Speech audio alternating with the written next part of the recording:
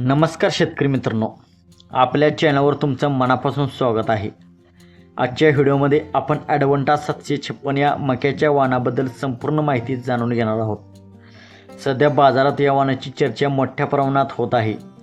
विशेषतः डेअरी व्यवसाय करणारे आणि मुरघासासाठी मका घेणारे अनेक शेतकरी या वाणाची निवड करत आहेत।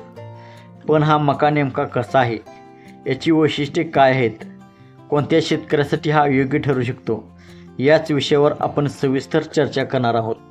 मित्रांनो, सर्वप्रथम एक गोष्ट लक्षात घ्या, कोणतेही बियाणे हे जादू करत नाही।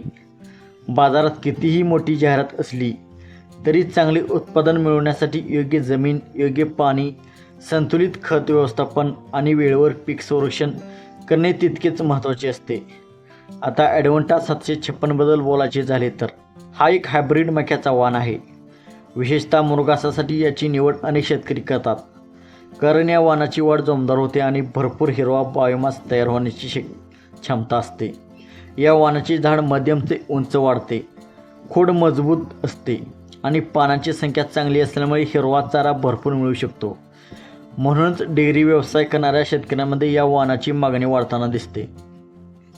मुरघास तयार करताना फक्त कणसाला महत्त्व नसते, झाडाचा संपूर्ण हिरवा भाग महत्त्वाचा असतो। त्यामुळे जास्त हिरवा चारा देणारे वाण शेतकरी पसंत करतात। ॲडव्हांटा 756 ही सुरुवातीची वाढ चांगली असल्याचे अनेक शेतकरी सांगतात। योग्य ओलावा आणि योग्य तापमान मिळाल्यास उगवणही समाधानकारक होऊ शकते। मात्र फक्त बियाणे चांगले आहे म्हणून उत्पादन मिळणार नाही।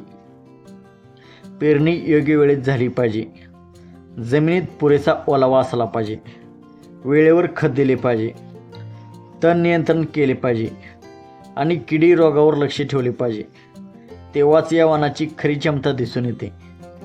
या वाणाचा वापर काही शेतकरी दाण्यासाठीही करतात, मात्र याची ओळख प्रामुख्याने मुरघासासाठी आहे। मुरघासासाठी कापणी करताना योग्य अवस्था निवडणे ही खूप महत्त्वाचे असते। योग्य वेळी कापणी केल्यास सायलेजचा दर्जा चांगला राहतो आणि जनावरांनाही त्याचा अधिक फायदा होतो। मित्रांनो, सोशल मीडियावर अनेक वेळा एखाद्या वाणाबद्दल खूप मोठमोठे दावे केले जातात। कोणी म्हणतात हे वाण सर्वात बेस्ट आहे, कोणी म्हणतात यापेक्षा दुसरे काहीच नाही। पण प्रत्यक्षात प्रत्येक वाणाची कामगिरी हवामान, जमीन, पाऊस आणि व्यवस्थापनावर अवलंबून असते। म्हणून कोणतेही बियाणे खरेदी करण्यापूर्वी आपल्या भागातील अनुभवी शेतकऱ्यांचा सल्ला घ्या। शक्य असल्यास कृषी तज्ज्ञाचे मार्गदर्शन घ्या।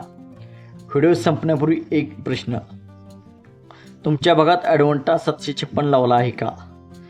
असल्यास कमेंटमध्ये नक्कीच सांगा। कोणता जिल्हा, किती एकर लागवड आणि आत्तापर्यंतचा अनुभव कसा आहे? तुमचा अनुभव इतर शेतकरी मित्रांसाठी नक्कीच उपयुक्त ठरेल। मित्रांनो, व्हिडिओ आवडला असेल तर लाईक करा, चॅनलला सबस्क्राईब करा आणि शेतीविषयक अशाच सविस्तर माहितीपूर्ण व्हिडिओसाठी आमच्यासोबत जोडलेले राहा। धन्यवाद। जय जवान, जय किसान, जय महाराष्ट्र। थँक्यू।